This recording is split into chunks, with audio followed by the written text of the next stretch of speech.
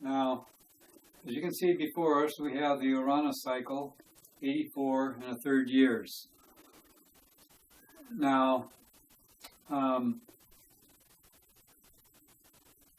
before we get to that, I actually want to talk about something else because very important. I haven't discussed it, except I have alluded to it a couple times. But the four quadrants, what I have written here is personal, attached, and biased. That's in this quadrant here. And of this, there's the beastly aspect of it, and there's the S aspect of it. Now, for instance, the S aspect of it,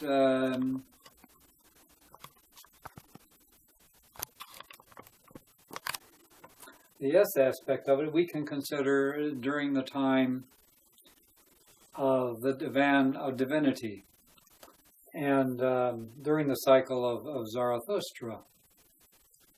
And it was said of the gods then, well, it's okay that they favor the Zarathustrians because they set up, separate curriculums. And then they stated the reason why. And essentially that had to do with being a personal, attached, and biased. They were biased toward the Zarathustrians, and they wanted the S aspect of life to get ingrained within man. And so they were very attached to doing that. And well, the personal thing, I mean, we could say that this was a personal feeling on their part, that they felt like they needed to do this, they wanted to do this.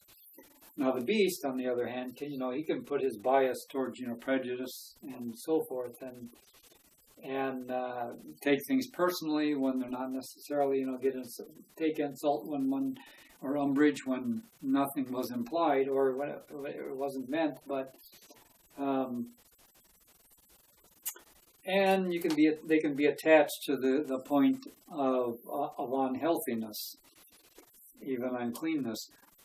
So the same holds now with the other three quadrants. Now this is the quadrant of independence. Now independence, of course, the S aspect of it is to move toward, you have the opportunity to expand upward and outward toward the Almighty, or you have the opportunity to do for self. But remember, in the doing for self part, when you move from the arena of Te to the arena of Esphome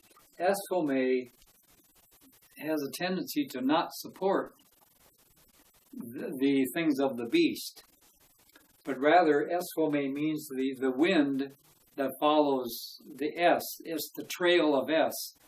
S follows Eolinom. Eolinom, shoot, he's way ahead. By the time you get there, he's already been there and gone. So S is always trying to keep up with Eolinom up here. And so what Esphome is, that's the wake behind S. And so we mortals, who are, of course, denser than the atmospherians, and so it takes us a little bit to figure out which way the wind is blowing and, and adjust our sails accordingly. But those who are closest to Jehovah, you see, they're closest to S, and therefore they'll get caught up in the wake of Esphome, whereas the beast necessarily won't, because they're burdened by the weight of self down here. All this and this call and this tug pulling them down, and so they can't quite reach that high. So that's the independence thing. So all these are what they call a two-edged sword, perhaps. Anyway, over here in this quadrant, we have the impersonal, detached, and fair. Well, that's on the higher aspect. In the beastly aspect of it, the impersonal, detached, and fair becomes cold-hearted and and detached, well, ruthless, but fair according to whom? According to their own judgment, rather than according to the judgment of the Almighty Great Spirit, or His kingdom above, the kingdom of God, Son of Jehovah. Well, that's that particular quadrant. And then in this quadrant, the fourth quadrant, that says dependence, the independence, dependence, biased, unbiased. Now this dependence, that's kind of like, it can be turned to a beastly thing, meaning I want you dependent on me. So the monetary system is somewhat like that, or those who run that, the beast, the self-gods.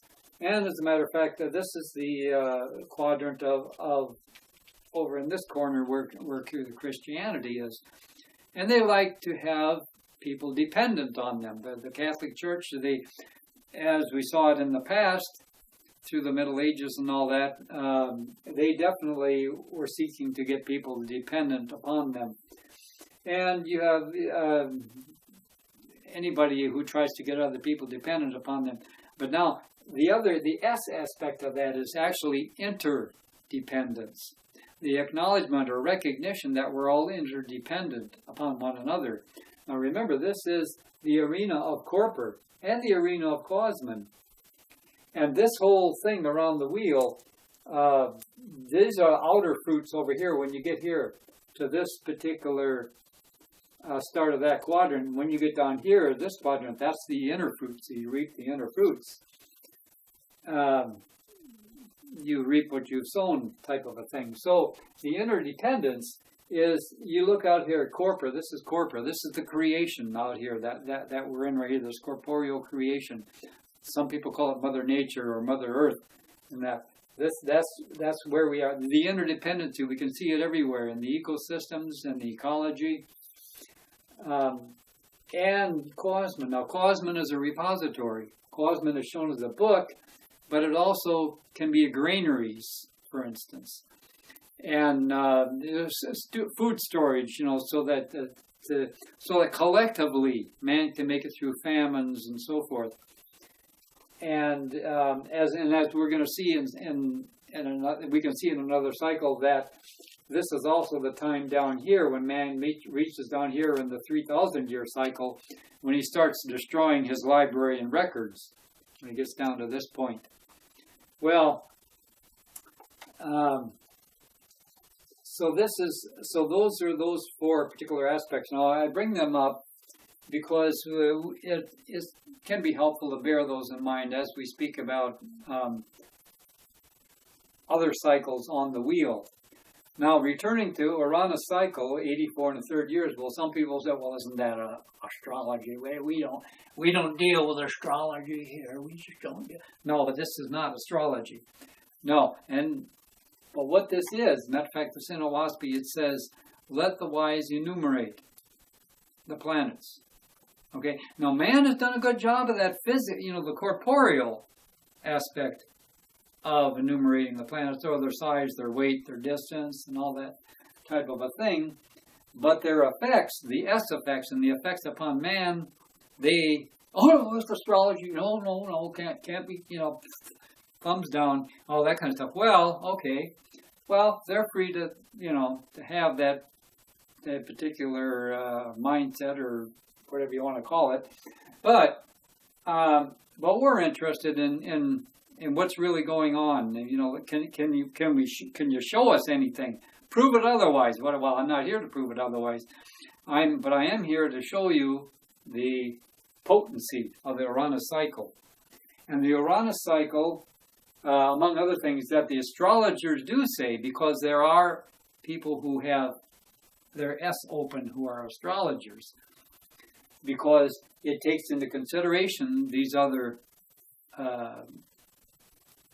conditions that man recurs through. And we want to know about these conditions so that we can make preparations for them, so we can deal with them as they come up in a wise manner, rather than being all of a sudden taken by surprise by something. Because Uranus is known as a planet that takes people by surprise when it comes in. Whoa! What happened? Whoa! And astrologers say, hey, You know, look on the chart, there's Uranus right there involved. Well, is it true or is it not true? Well, yes, there is some truth to that, but I won't go into it as to why and all that here, except to say it has to do with the conditions of the solar phalanx and where they are in their journey, that certain things affect certain other things. But let's just let the facts speak for themselves, as they say. Facts and figures, people like facts and figures. Well, that's good, because here we go. Now, these dates, I didn't put all the dates on here for the Uranus cycle, because this is only just to give you an idea of what's coming up and the potency of the beast at this particular time when we're doing these videos here. And so we can notice, now there's 1849. Now this is Cosmin based. In 1849, we start right there. Now, if you were an astrologer, you would say really what we're doing here is a transit of Uranus, the planet Uranus, and the birth chart would be 1849. Okay, that's what you would say if you were an astrologer. But let's just, or you could say, let's just look at this. 1765, because why? Look, in 1849, Uranus was there. Now, it wouldn't matter where you stuck it on the wheel, except, I mean, the wheel condition can start either here, there, or there. And it just depends upon what you're looking at, what the prophet of Jehovah is looking at. So if we're interested in what the prophet of Jehovah, because I'm interested in what, so that's why. So I look, and so okay, so it's based in 1849, and so it goes around 84 in a third year, and it comes. We'll go back 84 in a third year, back to 1765. Why are we going back to 1765? Well, anyway, I'll tell you in just a bit. I just want to show you. It goes to 1765, 84 and a third years later, 1849, 84 and a third years later, 1933, 84 and a third years later, 2018, which is very close to where we are right now. And this is very important because what we're going to talk about right here, 1765. What happens when Uranus hits the corner? Right here, in the corner of the beast, where you have Uz, which is righteousness, the bounds of righteousness, finding what they are. And Uzians, they say, we know what the bounds of righteousness are. We're righteous, you're not, therefore, and blah, blah, blah. But Uz, son of Jehovah, is the true guardian of true righteousness. And Hak is there. Hak is darkness. You allow growth. All growth comes out of darkness. So you're going to come out of the beast into the light of Jehovah as a sprout comes up out of the ground. Okay? Well, we're down here now. We're down here in this beast quadrant here. 1775. What was that? Well, that's when the Revolutionary War in America started. So, well, who started? We read that in philosophy. Who started that? That was the Louis monks doing. Okay? Right there, right in the corner. Okay? Now, the purpose, though, for Jehovah and his kingdom was to get man to take the power of government into his own hands and give man freedom of conscience. And so we come up here to this, where we come from the darkness into the light, 1786, and they're saying, hey, what we got, this Continental Congress now, it's not working. It's not doing it for us. We need something that's stronger and wiser, more centrally federalized. So, to guarantee these things, to guarantee that we wouldn't have a dictator and all that kind of stuff, to the best of their ability to do so, they set it up that way. So far, it's been working, more or less, to a certain extent, depending upon how you define tyranny and all that. Anyway, so here we are in 1786, and 2 years later, 1788, and the U.S. Constitution comes in. Okay, so that was like a response to Louis, 1775, and 13 years later, boom, that's the response to Louis's war, the Constitution of the United States. Okay, now we're going to go all the way around here to 1849, and if you want to do all these on your own, boy, that's great. Fill them out and find out what happened where. 1849. Okay, boom. In this corner again, the Beast Corner. 1860. Abraham Lincoln's elected. Southern states say, the slave states, nah, that's it, we're out of here. You elect that man, we're out of here. They elected him, they're out of there. So they succeed, the whole war, Civil War, and all that kind of stuff. So the Civil War, okay, and by 1870, it's all over and all that. And I just put that up there to show you that it's basically, it's all over by then. And we're coming up into the light. 1881 in this corner, just to show you that it's not just these corners, but and stations. But 1881, well, that's around the time that Newborough received the WASPy. Okay, and they had the deal. Of course, they had to go through Newborough's body, his beast. He was only a vegetarian for 10 years or so before he received this, and so they had to come in at the opportune time for this transmission to go through him. So, and because it came then, you see, and he didn't understand a lot of it. He read it, but he didn't understand everything in it, and scratched his head on some things and thought some things were wrong. Well, he talked to his Masonic buddies, and they said, well, certain things, and should be changed, and so on and so forth, or not revealed, or whatever it may be. But there's some things that he was also a spiritualist. You see, the spiritualism movement, and so that the result was that in he left a bunch of books out of the OWASP that he had received, because he wanted to make it a short one. He wanted to make it something that was affordable to the ordinary person. Just one volume, they could take it and they would have it. And so he pared it down and took out what he thought was superfluous or not necessary. But later on, he had to reinsert the Book of Discipline back into the 1891.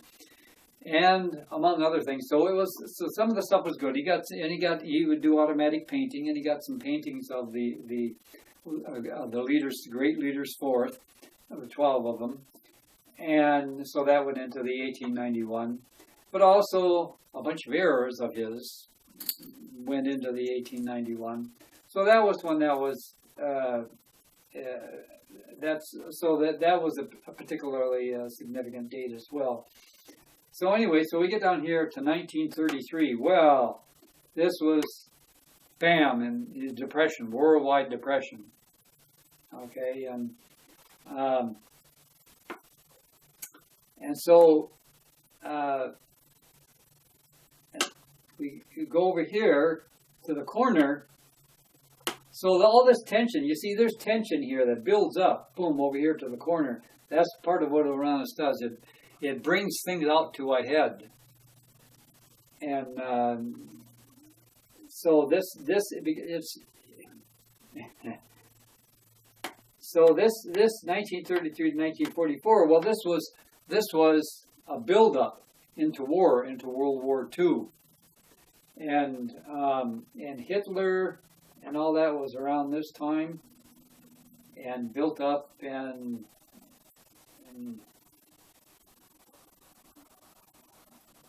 during this particular cycle. And then down here, we're coming up to a time again in 2018 when Uranus is going to be here, and there's this buildup of pressure. It's almost as if there is a separation going on here in these things. And so in 1775, you have sort of the separation of the colonies from the mother country of England. In the 1860s, you have a separation from interiorly from the states those left in the Union. In 1944, so during the build-up from 1933 to 1944, you always had this. Well, you had a pulling apart, a separation from the nations of the world, from the League of Nations, from the nations as a world community, such as it was. And now in 2018 to 2028, what the type of pressure that's being felt is due to this. We're back in that same type of a condition that's going on, and the corner here is in 2028. So whatever it is that was there will be resolved by 2039. Well, we have countries. Well, we had the European Union that got organised back in a couple of decades ago, and now Britain wants to get out. So, and they're out. They might be out by 2018. But you've also got other unions. You've got trade unions between various countries. You've got the East, the Asian countries, and then you've got the trade of the European Union. You've got Trans-Pacific trade. So you've got all these groups of trade where they've gotten together and organised their groups. You've also got countries that have gotten together for environmental protection. So we have that as well. So we've got trade and environment, and it's possible that these two are going to be at odds. Interesting. Yes, and it could be the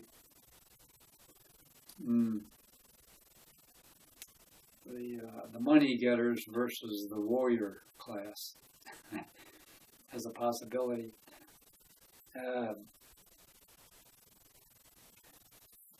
Because, as they say, war is good for business if you're in the munitions industry, or that industry which feeds on war. But it's not so good for trade if you're, into making tractors and so forth, things that don't have anything to do with warfare per se, and who wants the trade disrupted. So that could be a possibility here.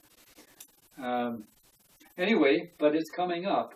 It's coming up. It's on the cycle. Well, and as a matter of fact, we can even look further back. 1607 was the founding of Jamestown in the American colonies, which was set up as a commercial venture, essentially for the money getters and the money, and the movement toward a money getter's social order society. Well, that's what Louis wanted. Louis wanted that as well, because the beast you can control through money.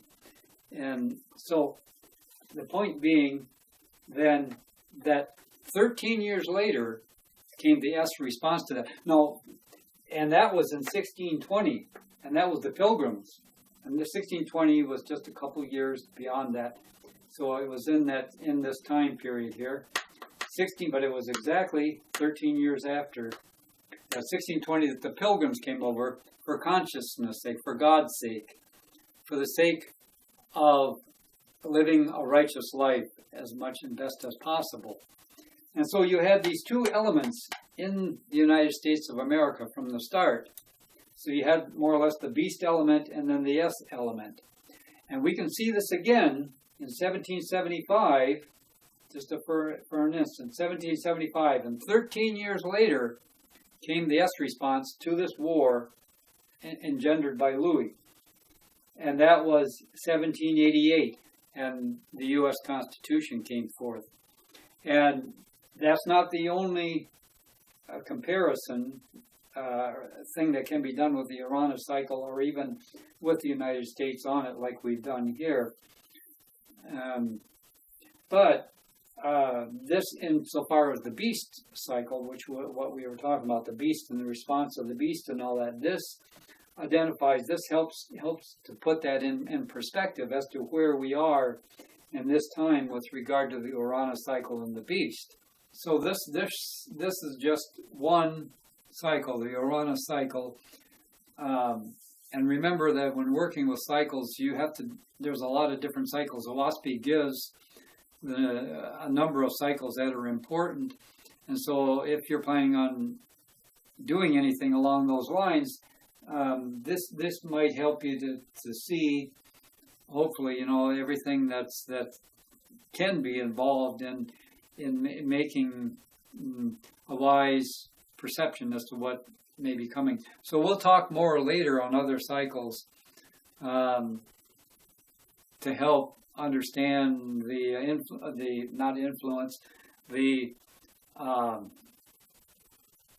part that cycles play in the history of man and in his behavior, and what we can expect should be coming out of those.